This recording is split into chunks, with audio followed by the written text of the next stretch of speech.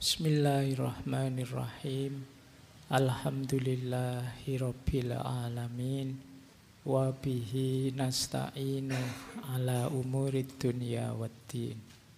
Allahumma sholli wa sallim wa barik ala habibina wa syafi'ina sayyidina wa maulana Muhammadin wa ala alihi wa ashabihi wa man tabi'ahum bi ihsanin ila yaumiddin.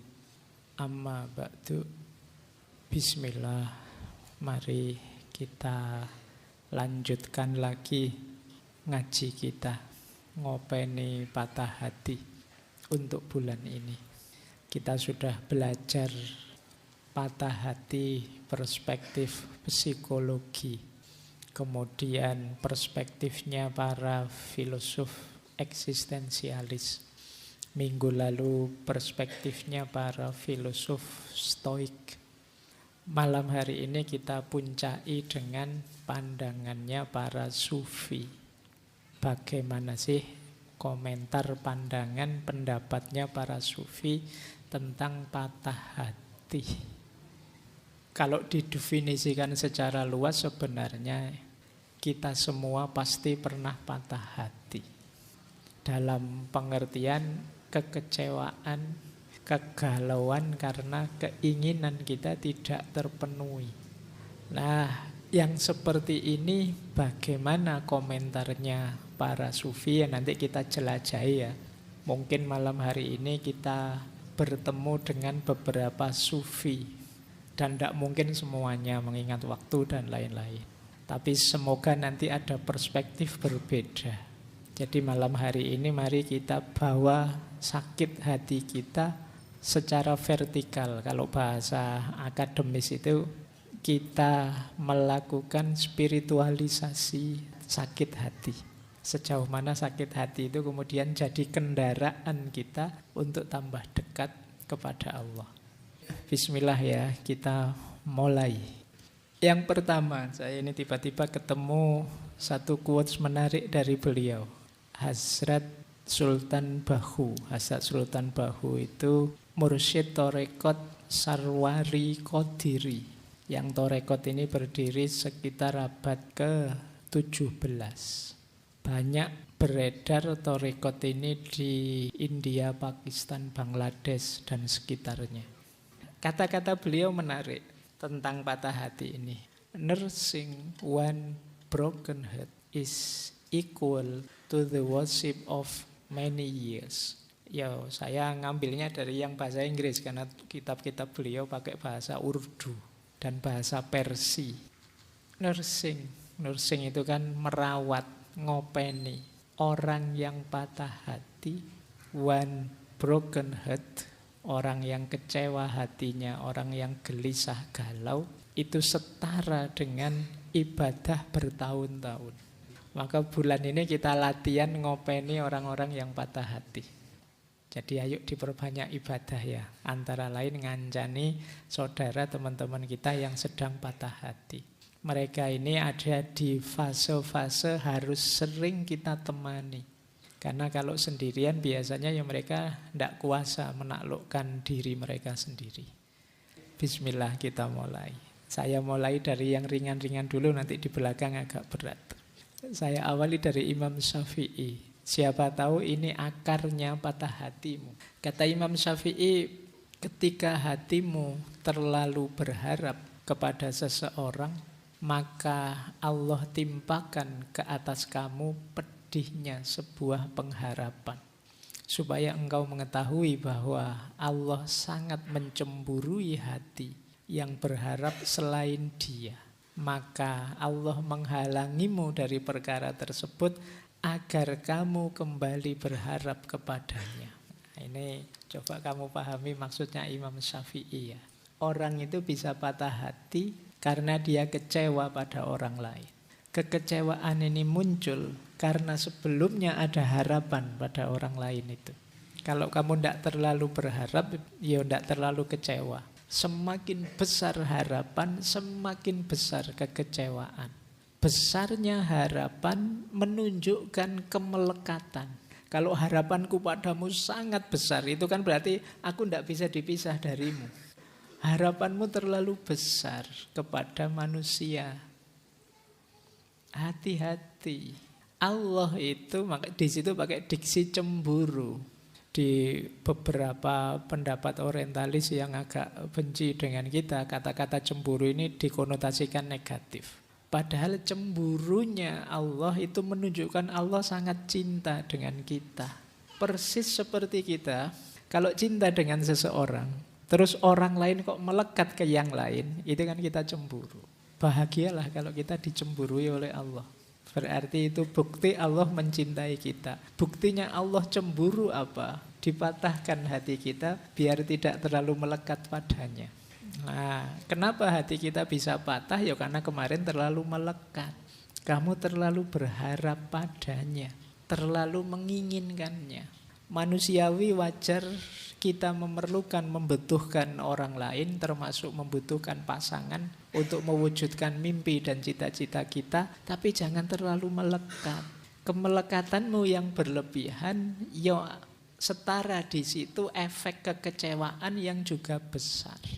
Nah, ini membawa kemungkinan apa? Kita terus lupa misi utama kita di muka bumi ini. Kita lupa kewajiban utama dalam hidup kita.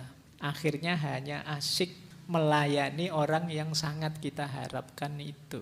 Alhamdulillah oleh Allah ditegur langsung dengan cara dibuat putus. Berarti apa? Ya ini memang peringatan yang pertama dari Imam Syafi'i, mbok yo jangan terlalu melekat. Peringatan kedua, sadarlah Allah itu sangat mencintaimu. Peringatan ketiga, ketika engkau patah hati, segeralah kembali kepada Allah. Dari quotes-nya Imam Syafi'i ini, paling tidak kita punya pijakan awal sekarang, ya jangan sedepresi itu. Kita masih punya Allah yang justru menunggu kita. Allah sangat mencintai kita, mencemburui kita. Kita saja mungkin yang terlalu jual mahal kepada Allah. Baik, saya lanjutkan ya. Kita mulai masuk ke tokoh-tokoh tasawuf sekarang. Ini Robi'ah. Di beberapa referensi ini salah satu munajatnya Robi'ah ketika dia masih jadi budak. Beliau ini sebenarnya lahir dari keluarga meskipun tidak kaya tapi terhormat, tapi mengalami banyak peristiwa tragis sehingga sampai beliau jadi budak. Dalam ceritanya ada momen ketika beliau pahit sekali, ketika beliau dikejar-kejar, ada seseorang yang ingin mencelakainya, kemudian sampai beliau terjatuh, terluka. Nah, ini salah satu kalimat yang beliau ucapkan saat terluka itu, yang di beberapa referensi bunyinya seperti ini. Ya Allah, aku adalah musafir tanpa ayah dan ibu, seorang yatim piatu dan seorang budak. Aku telah terjatuh dan terluka. Meskipun demikian, aku tidak bersedih hati oleh kejadian ini. Hanya aku ingin sekali ridhomu. Ini Robi'ah. Ada cerita yang lain, satu ketika Robi'ah ini jatuh berdarah. Saat dia melihat tangannya berdarah, dia tersenyum. Terus bilang, Alhamdulillah. Nah, muridnya dan juga temannya heran. Jatuh kok Alhamdulillah, itu kan harusnya innalillahi. Tapi tidak, kata Robi'ah, Alhamdulillah, ini dari kekasihku. Apapun yang diberikan oleh kekasihku, bagiku itu indah. Ya dia kan cintanya hanya pada Allah saja. Kalimat munajatnya Robi'ah ini mengajarkan pada kita, apapun yang aku alami, sengsara seperti apapun, aku tidak masalah. Aku tidak sedih kok ya Allah, aku tidak galau. Asal engkau ridho padaku, itu sudah segalanya bagiku, kata Robi'ah. Ungkapan seperti ini itu pasti muncul dari rasa cinta yang sangat dalam. Orang yang sudah cinta itu diberi apapun oleh yang dia cintai, termasuk hal-hal yang pahit sekalipun, dia tetap senang. Asal jangan dipisah dengan yang dia cintai. Maka cintanya Robi'ah pada Allah, ya buahnya seperti ini. Dia rela sakit, dia rela berdarah-darah, enggak masalah. Ya Allah, aku hanya ingin ridhomu saja. Ini dulu mirip ceritanya Rasulullah. Kan ada kisahnya Rasulullah itu waktu beliau berdakwah di Taif. Kemudian di situ beliau dilempari batu, ditaburi pasir, berdarah-darah, dikejar anak kecil-kecil. Sampai beliau istirahat di salah satu kebunnya orang Taif. Yang di situ beliau bermunajat pada Allah, panjang sekali munajatnya, yang salah satu kalimat masyhur sekali di munajat itu, ya Allah, in lam takun wadiban alayya fala ubali. Meskipun aku berdarah-darah seperti ini, meskipun begitu beratnya ujian ini, asal engkau tidak murka padaku ya Allah, aku tidak peduli. Batin yang bisa seperti ini itu syaratnya memang batin yang sudah mencintai Allah. Kalau kamu masih negosiasi dengan Allah, masih banyak pamrihnya, masih belum ikhlas, ya mungkin bisa mengucapkan seperti itu, tapi formalitas.